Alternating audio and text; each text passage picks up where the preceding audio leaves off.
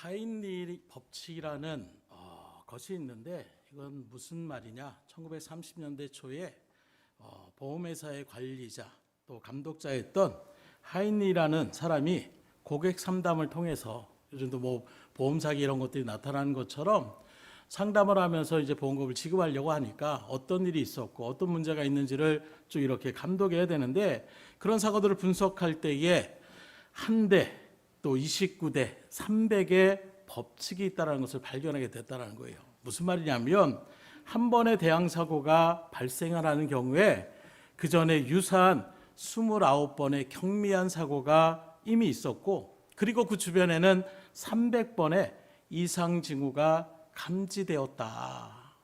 그러니까 한 번의 사고로 갑자기 사고랄까 이게 아니라 그 사고가 일어나기 전에 이미 주변에서 그와 비슷한 어떤 징후들이 보였고, 그런 일들 속에서 결국에는 그런 사고가 날 수밖에 없다.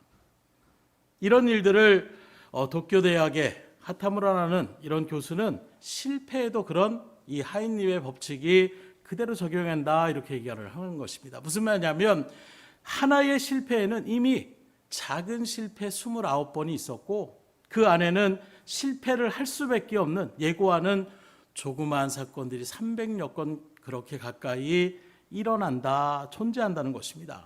한마디로 얘기하면 실패는 우연히 벌어지는 것이 아니라 실패는 반드시 실패할 수밖에 없는 원인이 있었다라는 거예요.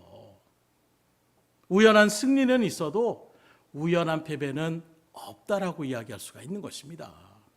오늘 우리가 지금 성경을 바라보게 되면 이스라엘 백성들이 그 거대하고 강대했던 가나안 그 일들의 첩성에 있었던 그 견고한 여리고성을 하나님의 역사의 손길을 통하여 한마디로 얘기하면 거저먹기식으로 그 성을 갖다가 점령하게 되는 거예요. 그런 일들 가운데 그들 앞에 이제 딱 맞닥뜨린 성이 오늘 바라보면 아이라는 성을 그렇게 나타나고 있는데, 우리가 생각하는 아이처럼 이 히브리어 원어들을 바라보면 아이라는 뜻은 작은 성이라는 의미예요. 그래서 이 작은 성의 전투 가운데서 이스라엘 백성들이 저 정도의 견고한 그 가나안의 첫 성이었던 여리고성도 무너뜨렸는데 저 정도는 우리가 60만 장정입니다. 충분히 저 정도의 성을 우리가 이길 수 있습니다. 라고 전쟁을 갖다가 딱 점령하려고 갔는데 오히려 전투에서 치고, 오늘 말씀을 바라보게 되면 36명이라는 사상자가 나타나게 되는 이런 참패를, 그리고 그런 사상자는 어찌 보면 적은 수라면 적을 수도 있어요. 그러나 오히려 그 사상자의 숫자가 중요한 것이 아니라 그들이 뭐라고 하느냐, 이 일들 때문에 마음이 녹아 물같이 되었다라고 말씀하고 있어요. 공포를 느꼈다는 것입니다. 두려움을 느꼈다라고 얘기하고 있는 것입니다. 애굽의 포로에서 해방되어서 하나님이 약속하신 그 적과 꿀이 오는 가나안 땅을 가던 이스라엘 백성들, 이제 40년 만에 요단강 동편에서 아모리 족속을 그렇게 물리치고 승리하게 되고, 요단강을 또한 하나님의 기적 같은 손길로 제사장들이 벗개를 메고 들어갔더니 그 범람했던 요단강이 좌우로 갈라지는 거예요. 그리고 말씀드렸던 가나안의 첫 견고한 성이라는 여리고성이, 그 난공불락의 요성이 하나님의 역사하심으로 무너지게 되는, 계속해서 말 그대로 승승장구하며 그렇게 나갔던 이스라엘 백성들에게 이 아이성의 참패는 정말로 치욕스러운 것이고 전혀 예상치 못했던 그런 실패의 자리라고 이야기할 수가 있는 것입니다. 그러니 이 일들 가운데에 혼비백산하면서 나왔던 그들의 모습, 마음이 물같이 녹았다. 공포와 걱정과 염려 가운데서 이제 우리는 끝장이다, 이 정도의 두려움을 느끼고 그들이 후퇴하며 돌아왔다라고 말씀하고 있어요. 오늘 우리가 믿음의 길을 걸어가는 신앙의 여정에서도 우리도 이런 승승장구하며 나가는 부분들도 있지만 어느 순간에 예상치 못한 실패의 그런 자리 가운데 우리가 설 때가 있더라는 것입니다. 그런 실패의 자리에 섰을 때에 세상에 많은 사람들은 거기에서 비관하고 심지어 자기의 생명을 끊는, 또 가족들과 심지어 아이들까지 같이 그렇게 그 일들 가운데 동참하게 되는 참담한 그런 결과들을 우리가 바라볼 수가 있는데, 그렇기 때문에 오늘 이 말씀의 본문을 통하여 하나님이 실패도 그냥 하나님이 주시는 것이 아니에요. 먼저 실패는 나의 어떤 잘못도 있지만 하나님은 우리의 잘못이 있어가지고 말 그대로 채찍을 들고 우리 김사님 얘기한 것처럼 이런 사람도 이렇게 얘기하는 것처럼 하나님은 실패했다고 해서 넌 이제 탈락, 넌 더 이상 내가 이게 아니라 그 실패를 통하여 우리를 교훈시켜 주시고자 하는 하나님의 또한 분명한 뜻이 있다는 것을 우리가 오늘 말씀을 통하여 상고하고자 할 때에 여러분들도 인생을 걸어갈 때에 실패는 누구나 찾아올 수 있어요. 실패 없는 성공은 있을 수 없습니다. 이 세상에 늘 성공한 사람은 아마 여러분 주변에서도 한번 물어보세요. 나는 하는 것마다 다 잘 되고 했던 사람들도 다 실패가 있었음을, 특별히 연예인들에 대한 어떤 성공적인 이야기를 할 때에 그들의 과거의 얘기를 들어보면 정말로 그런 성공의 자리만 바라봤던 우리의 시선과 우리의 어떤 생각들을 여지없이 무너뜨리는 힘들었던 여정들의 발걸음들을 우리가 바라볼 수가 있더라는 거예요. 그러기에 오늘 이 말씀을 잘 우리가 상고하는 가운데에 나도 지금 내 뜻대로 되지 않는 어떤 실패의 자리 가운데 맞닥뜨렸을 때에 거기에 결코 무너지지 마시고 그 속에서 하나님의 뜻을 찾고 믿음 가운데 더욱더 든든하게 서서 결국에는 우리를 승자로 세우실 하나님의 놀라운 은혜의 자리 가운데에 여러분들이 자리매김할 수 있기를 주임으로 축복합니다. 첫 번째로 우리가 생각할 것은 실패할 때 하나님 앞에 우리가 나아가는 자리 가운데에 설 수 있어야 된다는 것을 분명하게 깨달으셔야 된다는 거예요. 말씀드린 것처럼 세상을 살아가면서 누구나 다 실패를 합니다. 사업에 실패할 수도 있고 결혼에 실패할 수도 있고 공부에 실패할 수도 있고 자녀들에 대한 일들 가운데에 교육에 실패할 수도 있다라는 거예요. 그런데 말씀드린 것처럼 아이가 바로 갑자기 때가 되니까 뻘떡 일어나서 아버지 건드리지 마세요, 나 이제 걸을 수 있습니다. 이런 아이는 없습니다. 그 다리에 힘이 생기기까지 수없이 넘어지는 거예요. 자전거를 저도 맨 처음에 배울 때에도 자전거를 딱 타자마자 잘 탔다는 얘기를 들어본 적이 없습니다. 처음에는 다 넘어지고 쓰러지는 거예요. 비틀비틀대고 그럼에도 그 일들 속에서 난 이제 자전거 타면 안 된다 하고 포기하는 사람은 자전거를 탈 수 없는 거예요. 그러나 자전거를 타는 사람들은 뭘 생각합니까? 넘어져도 다시 일어나서 또 그 일들 가운데에 달리려고 할 때에 결국에는 자전거를 탈 수가 있는 거예요. 모든 인생의 일은 그런 일들 가운데 바라보게 되면 저절로 되는 것이 아니라 거기에는 실패도 분명히 따른다는 것을 우리는 바라볼 수가 있는 거예요. 계속해서 이것을 강조하는 이유는 실패를 두려워하지 말라라는 거예요. 한 번의 실패로 나 인생 끝장이다. 아닙니다. 실패는 성공을 향한 하나의 과정이라는 것을 우리가 먼저 마음 가운데 새길 수 있어야 되는 거예요. 그래서 실패를 당하는 것이 문제가 아니라 실패를 당했을 때 우리가 그것을 어떻게 대처하며 나아가느냐, 이게 중요하다라는 거예요. 실패를 딛고 일어서며 나가는 것, 이게 중요한 것이지 한 번의 실패 때문에 펄썩 주저앉아가지고 다시는 못할 것처럼 절망과 좌절 가운데 있는 것, 이게 정말로 우리 가운데의 큰 문제임을 우리가 분명히 아시고 실패의 자리 가운데 섰을지라도 다시금 일어설 수 있기를 주임으로 축복합니다. 그래서 오늘 말씀을 바라보세요. 치욕스러운 대패를 당한 거예요. 지금까지 어머니 족속을 정복했습니다. 요단강을 건너기 그 동편에서 그들을 지기전에 따라왔던 아모리 족속을 하나님이 대승을 거두게 하여 주시는 거예요. 그리고 그 범람했던 요단강을 갈라지게 합니다. 여리고 성이 무너집니다. 계속해서 나아가는 이런 일들 가운데서 그들에게는 실패라는 단어는 이제는 더 이상 찾아볼 수 없을 것 같은 그런 자만심이 있었다라는 거예요. 그런 모습에서 실패를 딱 맞닥뜨리게 되니까 큰 사상자도 아닙니다. 3,000명을 가서 전투를 했는데 거기에 100분의 1 정도 되는 36명 정도가 죽었다라는 거예요. 그런데 이들의 마음이 녹았다라고 이야기하고 있는 것입니다. 이런 모습 속에서 지도자였던 여호수아도 마음이 찢어지는 거예요. 그런데 바라보십시오. 이 여호수아가 그런 실패를 당했을 때 어떻게 합니까? 이제 가나안 땅에 뭐 다 때려치자, 우리 다시 저 동편으로 가서 그냥 거기서 자리를 들고 살자, 이렇게 한 것이 아니라 오늘 본문 6절을 바라보니까 실패한 뒤에 여호수아가 어떻게 합니까? 하나님의 궤 앞으로 나아갔다는 거예요. 요즘 말로 얘기하면 입학시험에 떡 떨어지고 나서 가서 술이나 한잔하자, 친구들이랑 만나자, 이게 아니라 하나님의 교회에 와서 기도를 하며 무릎을 꿇고 주님 앞에 나아갔다라는 것입니다. 이게 중요하다라는 거예요. 곧 실패가 오히려 하나님을 만날 수 있는 기회가 된다라면 이러한 실패는 우리 가운데 너무나도 값진 자리임을 믿으시기를 주님으로 축원합니다. 오히려 실패를 통한 하나님의 능력을 체험할 수 있고 하나님이 나와 함께 하심을 체험할 수 있다라면 이런 실패를 통하여 우리의 믿음은 더욱더 든든하게 설 수 있기 때문이라는 거예요. 여호수아의 궤 앞에서 그 여호수아가 어떻게 합니까? 머리에 티끌을 던지면서 옷을 찢는 거예요. 이런 행위는 극한 슬픔의 표시인 것입니다. 회개의 표시로 여호수아는 날이 저물도록 그 여호와의 궤 앞에서 눈물을 흘리면서 하나님 앞에 기도하는 거예요. 간절함으로 기도하는데 그 기도는 세 가지로 우리가 구분할 수가 있는데, 첫째는 뭐라고 하느냐? 어찌하여 멸망시키려 하십니까?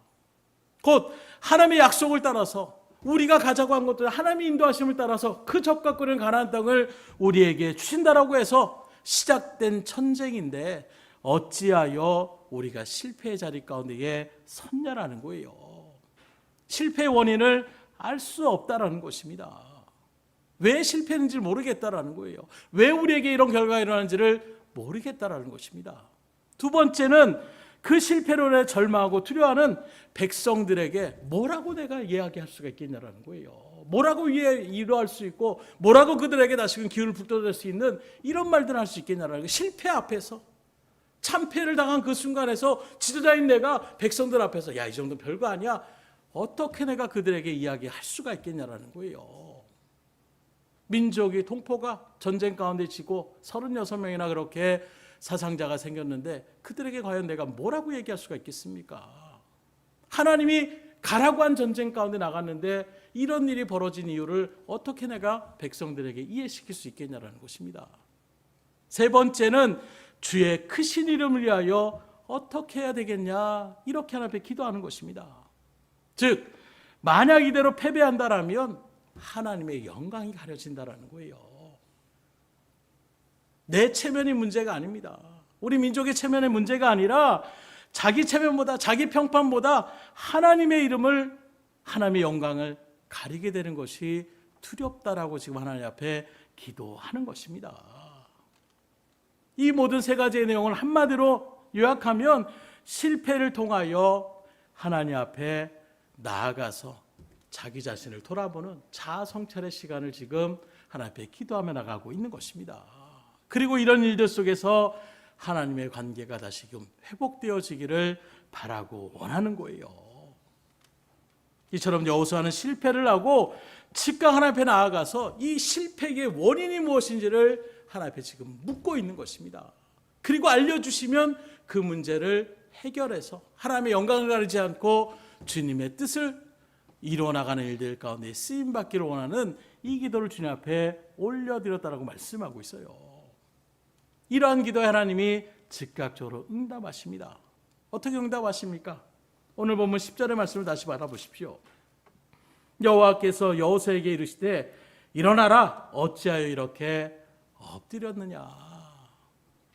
이 말씀은 일어나 하나님의 그 언약과 신실성을 절대 의심하지 말라라는 거예요. 너희를 향한 이 가나안 땅을 너희에게 주겠다라는 내 약속을 의심하지 말라라는 것입니다. 아이성의 그 패배의 원인을 철저히 규명하여 다시는 그런 일이 없도록 이제는 일어나야 될 때라는 것을 하나님께서 말씀하고 있는 것입니다. 그럼 하나님이 승리케 하여 주시겠다라는 거예요. 왜 엎드려 있느냐, 왜 실패자처럼 그렇게 주저앉아 있느냐, 일어나라는 거예요. 하나님이 다시금 세워 주시겠다라는 것입니다. 저런들 믿는 하나님이 이런 하나님이세요.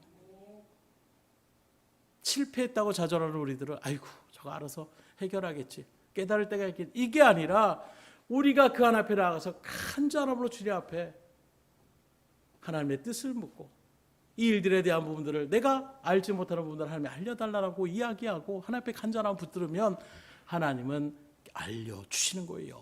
왜요? 우리를 다시금 일으켜 세워주시기 위해서. 부모도 마찬가지 아닙니까? 자녀들이 그런 일들 가운데 풀이 죽어서 있으면 어떻게 합니까? 이야기를 듣고 괜찮아, 다시금 푹 돋아주고 이렇게 하면 되지. 다음에 우리가 다 힘내자. 이번엔 내가 신경 쓰지 못한 것 같은데 다음엔 열심히 신경 써볼게. 오히려 그 아이를 갖다가 세워나가는. 왜요? 그 실패 때문에 그 아이의 인생 전체가 무너진 게 아니잖아요. 오히려 그 일들을 통해서 잘 알려줌을 통하여 더 이상 그 아이가 실패를 두려워하지 않고 더 굳건하게 선다라면 오히려 그 한 번의 실패가 그 아이에게는 얼마나 큰 저만의 인생의 영약과도 같은 그런 자리 가운데 설 수가 있는 것입니다. 여기서 우리는 실패를 통하여 얻을 수 있는 첫 번째 교훈을 바라볼 수가 있는데 그건 바로 무엇이냐? 실패가 결코 끝이 아니라는 거예요. 오히려 실패는 하나님 앞에 나오라는 신호로 바라볼 수가 있는 것입니다. 하나님께서 함께 일어나 승리의 길로 나아가자는 그 하나님이 주시는 기회의 자리가 될 수 있음을 믿으시기를 주님으로 축원합니다. 실패를 내가 무거운 짐을 나 혼자 짊어지고 나면 끙끙거리다가 결국에는 탈진할 수밖에 없어요. 그러나 그럴 때에 주님 앞에 나오십시오. 그럼 주님께서 우리에게 평강을 주시겠다는 거예요. 힘을 더하여 주시겠다는 거예요. 일어설 수 있도록 이끌어 주시겠다는 것입니다. 그런 실패는 끝이 아니라 뭐라고요? 하나님의 능력을 체험할 수 있는 기회의 자리로 여러분들이 하나님 앞에 나오심을 통하여 하나님의 뜻을 묻는 자리 가운데 서심을 통하여 실패가 좌절의 자리가 아니라 절망의 자리가 아니라 하나님의 능력을 체험할 수 있는 기회의 자리가 될 수 있음을 믿으시고 주님 앞에 나올 수 있기를 주님으로 축복합니다. 그래서 믿음의 신앙의 일들 가운데 굳건한 신앙을 자리 가운데 살아가는 사람들도 바라보세요. 성경에 나타나는 그 수많은 사람들과 마찬가지로 기독교 역사 속에서도 그 무너짐의 일들 가운데 하나님 앞에 나가 매달렸을 때에 하나님은 그를 다시금 붙잡아 주시고 하나님의 뜻을 이뤄나가는 일들 가운데에 역사하시더라는 거예요. 그러면 지금도 동일하신 하나님 것을 믿으시고 실패 때문에 좌절하십니까? 더 하나님 앞에 그 뜻을 물으시고 나를 돌아보시고 철저하게 내려놓는 가운데에 하나님의 그 말씀의 자리, 음성을 듣는 그 믿음의 자리 가운데 서셔서 다시 우리를 일으켜 세우시는 놀라운 주님의 역사의 은혜를 체험할 수 있기를 주님으로 축복합니다. 그래서 이 일들 가운데에 왜 아이성의 전투에서 이스라엘이 실패하게 되었느냐?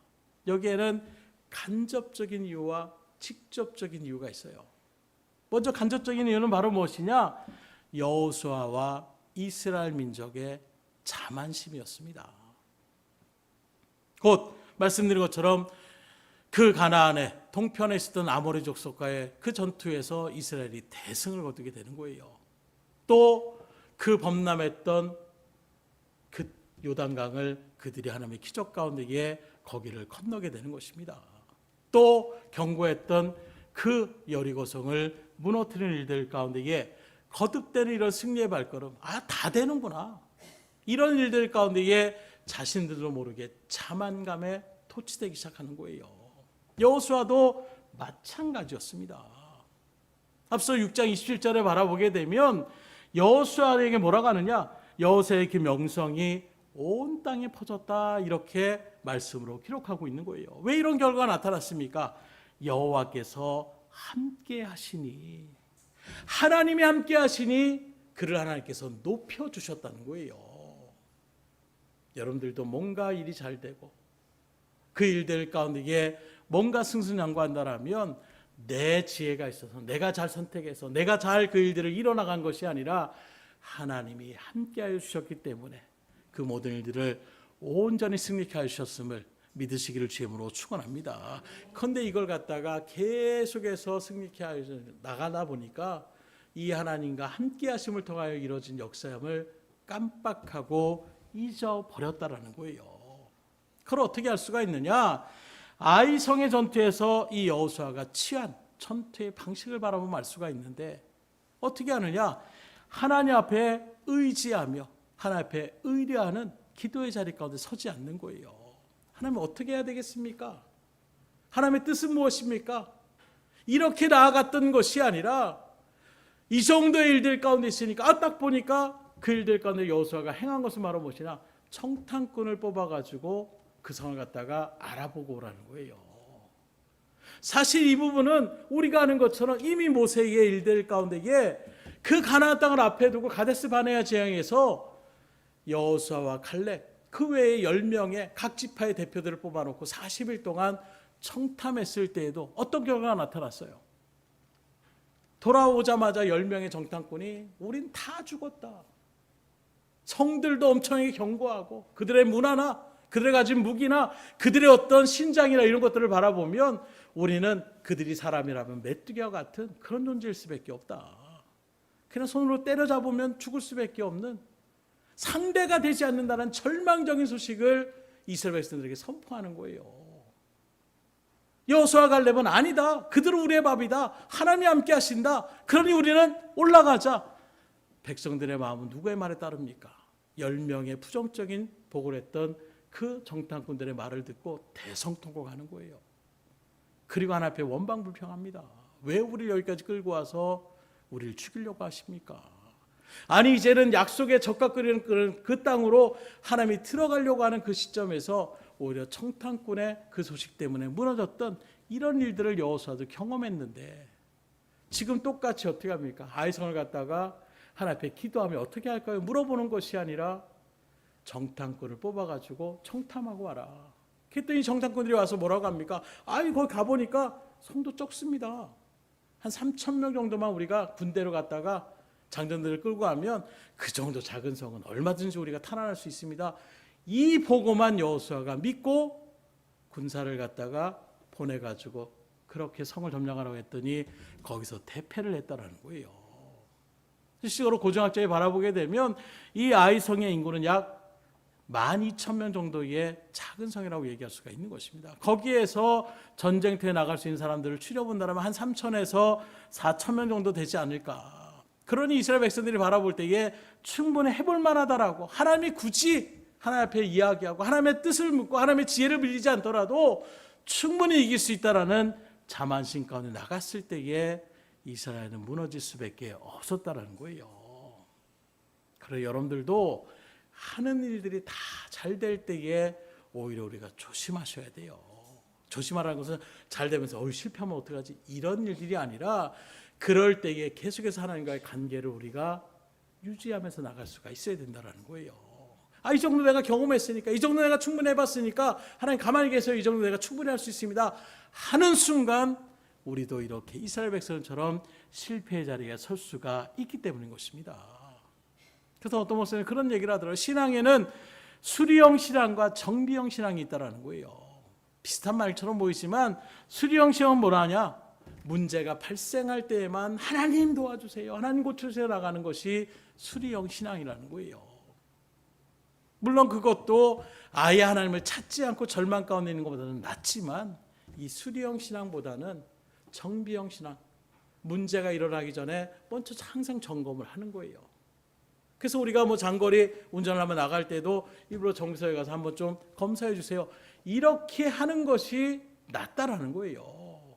우리 교회도 몇 번 그렇게 고속도로 나가다가 이렇게 타이어가 빵꾸 나기도 하고 이런 문제가 생길 때가 있는데 점검하지 않을 때 문제가 생기면 그 다음에 수리 비용도 더 많이 나올 수밖에 없는 거예요. 그래서 이왕이면 여러분들도 문제가 발생된다면 하나님 찾는 것, 이것도 물론 안 찾는 것보다 낫지만 그거보다는 늘 평상시에 주님처럼 매일매일마다 하나님께 먼저 기도하고 그 발걸음을 옮기셨던 것처럼 늘 하나님 앞에 먼저 뜻을 물으며 나아갈 수 있는 믿음의 자리에 설 수 있기를 주님으로 축원합니다. 그래서 항상 모든 일을 할 때에 기도부터 시작하라는 것이 바로 정비형 신앙 가운데 서시라는 거예요. 늘 하나님을 의식하면서 나가야지 하나님을 제껴두고 이 정도 내가 해봤던 거니까 저번에 충분히 이런 일들 가운데 일처리 했으니까 그냥 우리가 나가다 보면 또 다른 이런 실패의 자리 가운데 얼마든지 설 수가 있기 때문에 늘 하나님을 의지하고 의뢰하며 나갈 수 있는 기도의 자리에 설 수 있기를 주님으로 축원합니다. 이게 간접적인 원인이라고 한다면 보다 직접적인 원인이 있었어요. 오늘 우리가 다 읽지는 않았지만 여호수아 7장의 말씀을 끝까지 읽어보면 직접적인 원인이 누구에게 있느냐? 아간이라는 사람한테 직접적인 원인이 있었음을 우리가 바라볼 수가 있는데 오늘 보면 11절에다 바라보면 여호수아가 이렇게 하나님 앞에 실패의 원인을 모르겠습니다. 하나님의 뜻대로 나가는데 왜 이런 문제가 납니까? 하나님 영광 가려지게 됐습니다. 이 백성들한테 내가 뭘 얘기할 수가 있겠습니까? 이렇게 실패의 원인 가운데에 하나님 앞에 물으며 나아갔을 때에 하나님께서 직접적으로 그 원인을 알려주시는데 그게 바로 무엇이냐? 이스라엘이 범죄함으로 그 하나님과의 언약을 지금 어겼기 때문에 이런 일이 발생되었다는 것을 말씀하고 있는 것입니다. 그럼 어떤 언약을 하였기 때문에 이 일들 가운데 어겼다라고 얘기하고 있느냐? 쉽게 말하면 가나안 땅의 첫성이었던 그 여리고성, 말 그대로 이스라엘 백성들이 한 것은 뭡니까? 그들과 창칼을 던지고 활을 쏘고 전쟁의 일반적인 일들 가운데 승리한 것이 아니라 하나님이 하루에 한 바퀴 돌고 마지막 7절은 그렇게 7바퀴를 돌아서 13바퀴를 돕고 함성을 지르면 하나님이 그 성을 무너뜨리겠다고 약속하시는 거예요. 그러면서 하나님이 뭐라고 하느냐? 그 성을 무너뜨리는 것은 전적인 하나님의 역사 가운데 이루어지기 때문에 거기에 있는 어떤 물건도 너희가 취하지 말라라는 거예요. 그건 다 하나님의 것이라고 말씀하고 있는 것입니다. 이건 어찌 보면 이스라엘 출애굽했을 때의 장제의 사건을 통해 나타났던 첫 열매에 대한 부분들과도 일맥하는 그런 말씀을 하는 것입니다. 곧 이것은 하나님의 일들 가운데 먼저 바쳐진 바 되는 그런 성으로 하나님께서 드려진 바 되었기 때문에 거기에 있던 어떤 물건도 너희들은 취하지 말라라고 말씀하고 있는 거예요. 그래서 6장 19절에 보면 보다 구체적으로 여리고성을 무너뜨리게 됐을 때에 음근과 동철 기구들은 다 여호와께 구별된 것이니 이건 하나님께 거룩하게, 이건 하나님의 것, 인간들의 어떤 힘과 이럴 일과 상관없이 전적인 하나님 앞에 드려진 바 되는, 마치 우리가 11조를 하나님 앞에 드리는 것처럼 이건 하나님의 것입니다 하는 마음으로 드려진 바 되어 여호와의 곳간의 것을 드리라고 말씀하고 있는 거예요.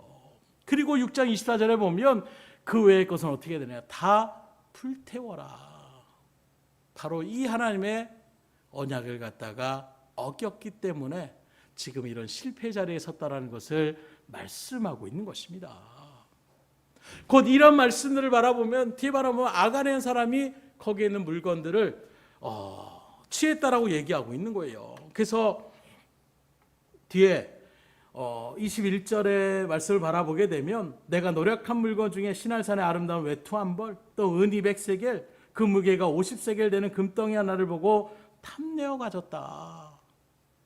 그거를 내가 숨겼다는 거예요. 탐심이 생겨서 숨겼다라고 하지만 이건 일반적인 도둑질과는 차원을 달리하는 것입니다. 왜요? 어떤 사람의 물건을 훔치는 것도 물론 하나님께서 죄악시 여기지만 특별히 그것은 다 누구 거라고 했습니까? 하나님의 것이라고 말씀한 거예요.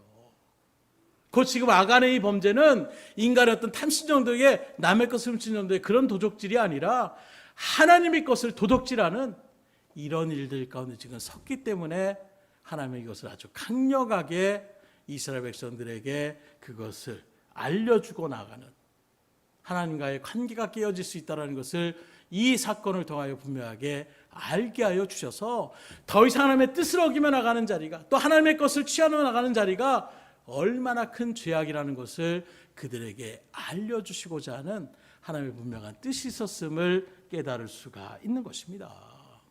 그래서 하나님께서 이런 언약을 어겼기 때문에 어떻게 하라고 말씀합니까? 실패의 집중적인 원인이 되는 그것을 제거하라는 거예요.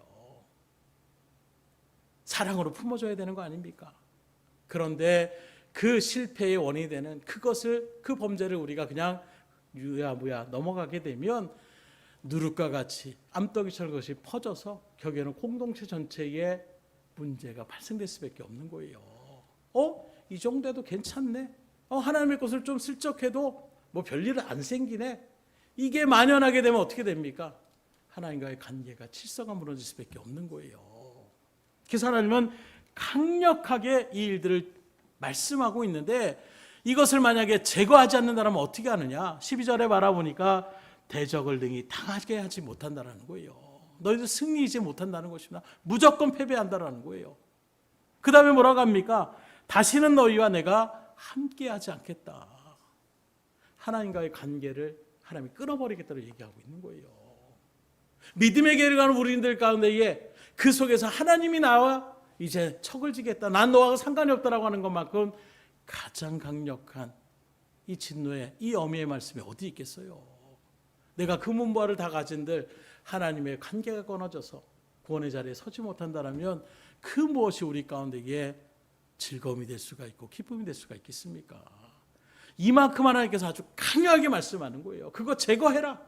그 실패의 원인을 없애버려야 이제 내가 너희와 함께 할 것이고 너희를 승리케 하여 주시겠다라고 말씀하여 주신 것입니다. 계속해서 10절에 보면 그 공동체에 시위 말하는 암덩어리를 제거하기 전까지는 너희들이 대적을 당하지 못한다라고 재차 강조를 하는 거예요. 그러니까 반드시 그 실패의 원인을 하나님 어떻게 합니까? 제하여 버리기를 바라고 원하심을 말씀하고 있는 것입니다. 그리고 끝이 아니라 그 잘못된 것을 제거하는 방법까지도 알려주시는데 그게 바로 무엇이냐? 제비를 뽑으라고 말씀하고 있는 거예요. 그리고 뽑힌 자를 돌로 쳐 죽이고 불사르기까지 아주 강력하게, 어찌 보면 잔인스럽게 하나님께서 이렇게 말씀하고 있는 것입니다. 왜요? 그것 때문에 이스라엘과 언약의 백성인데 하나님이 그 일들 가운데 이게 관계가 깨어질 수 있는 자리이기 때문에 이 관계를 회복하기 위해서는 하나님이 강력하게 이걸 일벌백계 하지 않으면 계속해서 그 관계가 깨어질 수 있기 때문에, 그래서 신약시대에서도 우리가 아는 초대교회의 아나니아 삽비라가 하나님 앞에 드린다 얘기해놓고선 얼마를 감췄다라는 거예요. 여기도 마찬가지입니다. 이미 그들이 드린다라고 하는 그 일들 가운데 제사를 팔아서 드리겠다고 하는 그 순간 그것은 이제 너희의 것이 아니라는 거예요. 하나님 앞에 드려진 바 된 것을 왜 임의대로 너희가 그것을 감추었냐는 것입니다. 늘 말씀드리지만 내가 100만 원을 갖다가 하나님 앞에 드린다고 해놓고선 내가 90만 원을 그리고 10만 원 하나님 앞에 드린 게 아니에요. 90만 원 하나님 앞에 드리고 10만 원 정도 내가 요거는 좀 내가 또 비상금 남겨둬야 되겠다, 이렇게 얘기할 수 있는, 인간적으로 바라보면 아유 그 정도는 이해할 수 있지만 하나님은 하나님께 드린 바 된 것을 갖다가 인간적인 마음으로 그렇게 나가는 모습을 강력하게, 그래서 그날 동시에 부부가 한순간에 죽음을 당하는 이런 하나님께서 이야기하는 것도 신약교회 이제 교회가 믿음의 일들 가운데 온전하게 서려고 하는데 하나님 앞에 요 정도 해도 되는구나, 요 정도 거짓말은 통용되는구나, 요 정도의 죄악점은 하나님께서 눈 감아 주시는구나. 교회가 그 일들 가운데 죄를 경계하지 못하고 죄와 더불어 살아가는 세상과 똑같은 그런 흐지부지한 일들 가운데 설 수밖에 없는 거예요. 구별되어진 믿음의 공동체를 부르는 교회가 구별되지 못한 모습을 나타내는 것, 하나님 그것을 강력하게 엄벌 가운데서 알려주시는 것입니다. 지금 아간의 죄한 범죄도 마찬가지인 거예요. 여기서 우리가 깨달을 수 있는 건 무엇입니까? 한 사람의 그 죄를 갖다가 그 영향력을, 그 죄의 영향력을 우리가 우습게 여기시면 안 된다는 거예요. 그래서 새벽에도 우리가 고린도 교회에 대한 말씀들을 나누면서 그 정도 음행이야, 뭐 다 그 고린도 지역 사람들 다 그 정도는 다 눈 감아주고, 요즘 시대에 뭐 사랑하고 나누는 것, 뭐 이런 것들, 뭐 부부간의 일을 이런저런 일들 가운데 세상의 흐름대로 나가는 것, 이런 일들을 우리가 흐지부지 여기는 순간 교회는 교회의 생명력을 잃어버릴 수밖에 없는 거예요. 거룩하신 하나님, 그 성결하신 하나님 앞에서 우리가 이 정도 거짓말은 되는구나, 이 정도는, 이런 마음을 가지게 되는 순간 우리 가운데 죄악이 죄가 되지 않는, 그럼 결국에 어떻게 됩니까? 하나님께서 기껏 죄악으로부터 구별된 무리로 하나님의 믿음의 잔을 불러주셨는데 그 안에서 또한 똑같이 세상과 별반차이 없는 그런 일들까지 서보십시오. 하나님의 영광이 가려질 수밖에 없는 거예요. 생명을 구원하는 진정한 믿음의 공동체의 일들이 나타날 수가 없는 것입니다. 믿음의 사람은 저렇게 살아야 되는 것이지, 우리가 분명한 지표를 세우고 나아가야 되는데 그런 모습들이 이 정도는 적당히 하나님도 봐주시는구나, 그렇게 되면 어떻게 되겠어요? 교회가 혼란스러울 수밖에 없는 거예요. 그래서 때로는 이 법이라는 것, 어떤 법감정 이런 얘기도 하지만 법이라는 테두리는 바로 그걸 얘기하고 있는 것입니다. 그 일들을 어겨나가고 요 정도는 사람들이 여론이 그러니까 너무 어떻게 되겠습니까? 법에 대한 권위가 사라지게 되는 순간 무법천지가 될 수밖에 없는 거예요. 그래서 하나님은 이 아간에 대한 부분들을 강력하게 처벌하며 나가고 있는데, 우리가 주의 일들을 감당해 나가는 믿음의 공동체 안에서도 얼마든지 어려움을 당할 때가 있어요. 이때 우리가 실패했다고, 안 된다라고 포기하며 좌절하는 자리가 되는 것이 아니라 오늘 이 말씀에 비춰볼 때에 실패의 원인을 찾고 그것을 제거하시면 되는 거예요. 하나님이 이걸 안 되라고 하는 것이구나, 철저하게 우리가 그 모든 것들을 회개하고 돌이켜서 주의 일들 가운데 온전하게 서면 하나님 다시금 공동체를 세워주시는 분이십니다. 그래서 이 일들 가운데 있을 때에 2차의 아이성의 전투에서 이스라엘 백성이 결국에는 그 성을 점령케 하여 주시는 것을 성경 우리에게 분명하게 보여주고 있는 거예요. 특별히 실패에 대한 부분을 얘기하는 것처럼 평소에는 그 원인을 잘 발견하지 못해요. 왜요?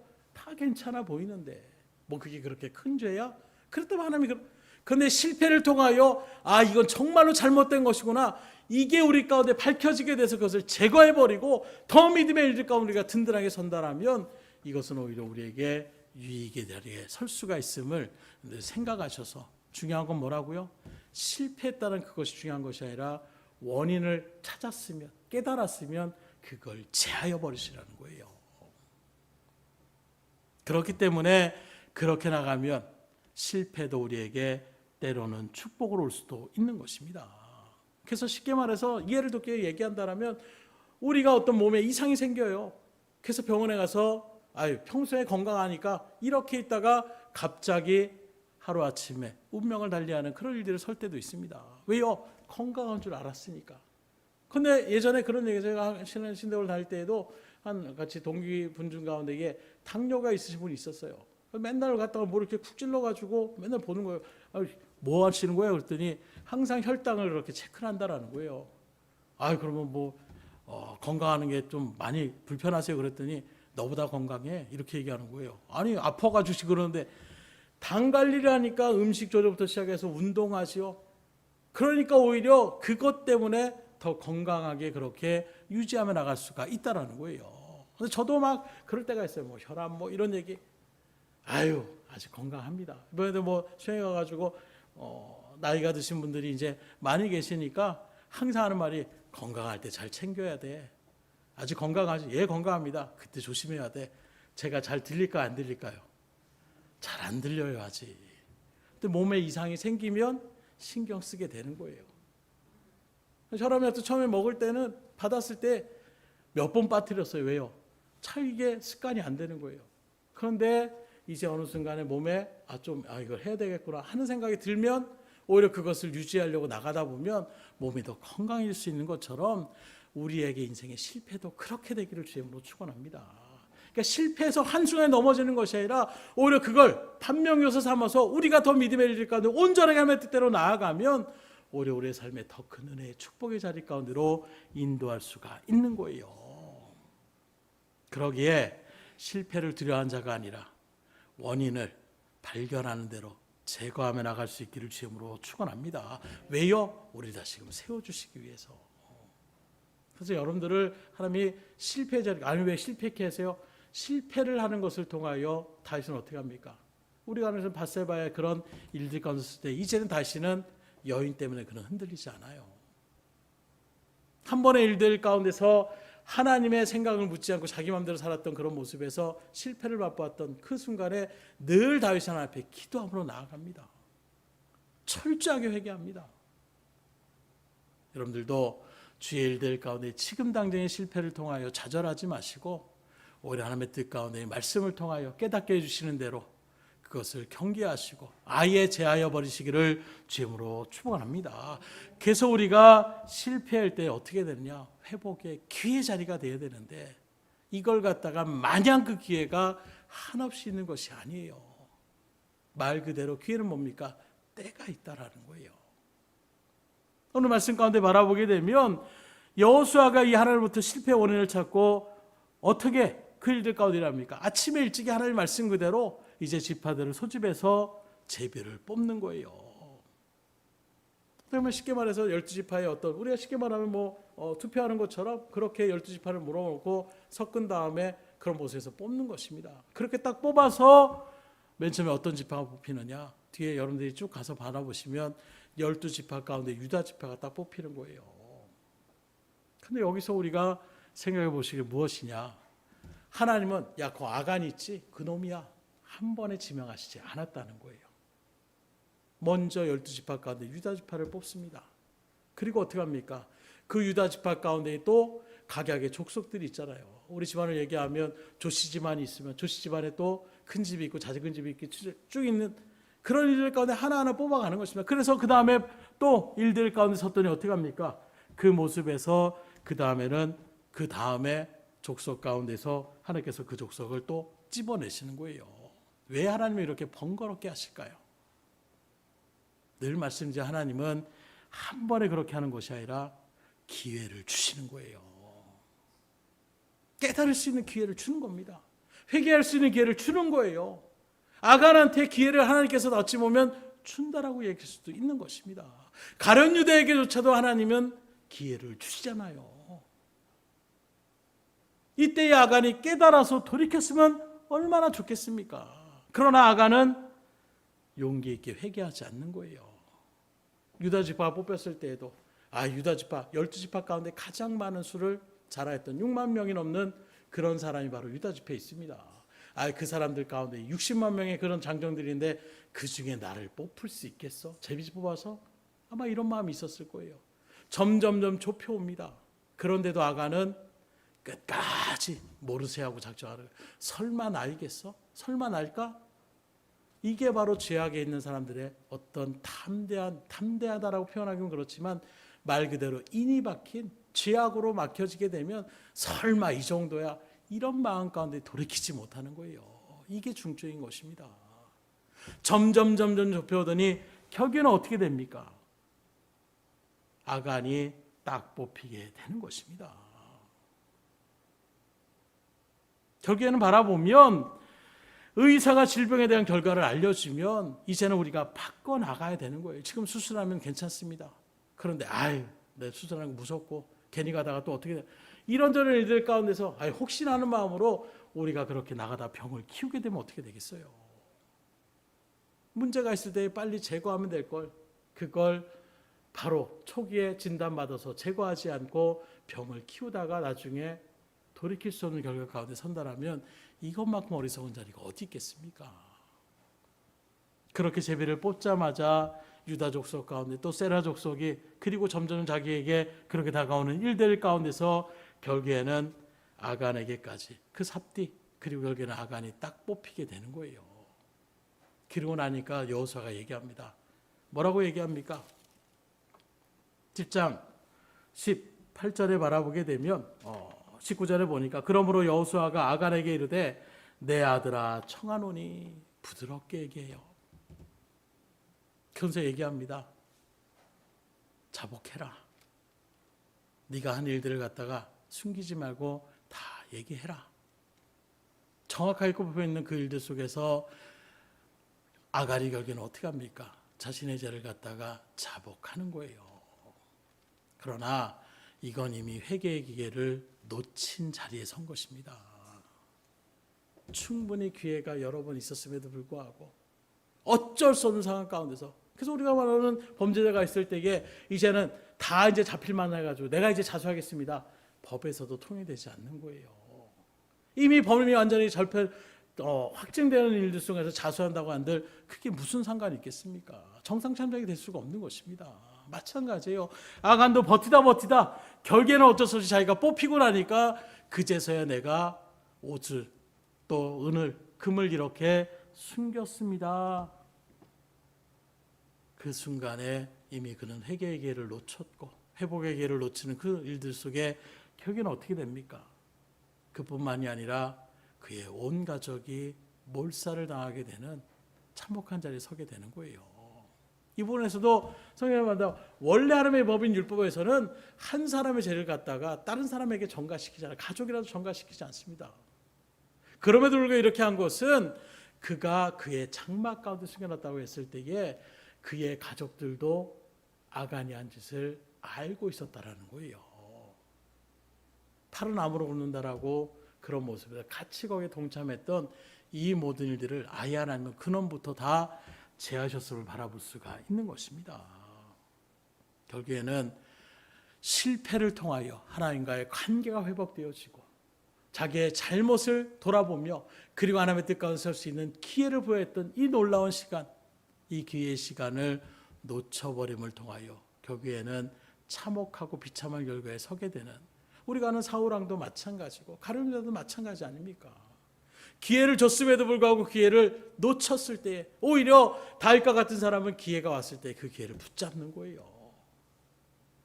밧세바에 대한 부분들을 그 나단 선녀를 이야기했을 때에 다윗은 그 자리에서 어떻게 합니까? 더 이상 숨기지 않고 하나님 앞에 차복하고 회개합니다. 철저하게 눈물로 회개하는 거예요. 여러분들이 실패를 통하여 우리 하나님과의 관계가 돈독해질 수 있기를 주님으로 축원합니다. 그래서 나를 돌아볼 수 있는 시간이 되셔야 되는 거예요. 왜요? 서두에 말씀드린 것처럼 실패는 분명한 원인이 있어요. 그 원인을 찾아야 되는 것입니다. 찾아서 어떻게 하라고요? 그 원인을 제거하셔야 돼요. 하나님의 말씀에 비춰서 이건 안 되는 것이구나 철저하게 회개하고 돌이키셔야 되는 것입니다. 그렇지 않으면 아간과 같은 이런 참혹한 결과에 놓여질 수밖에 없는 것입니다.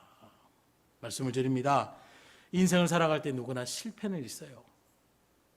그러기에 실패는 끝이 아니라 과정이라고 얘기할 수가 있는 것입니다. 오늘 말씀에 비춰보면 오히려 하나님께서는 실패를 통하여 우리에게 기회를 제공해 주시는 거예요.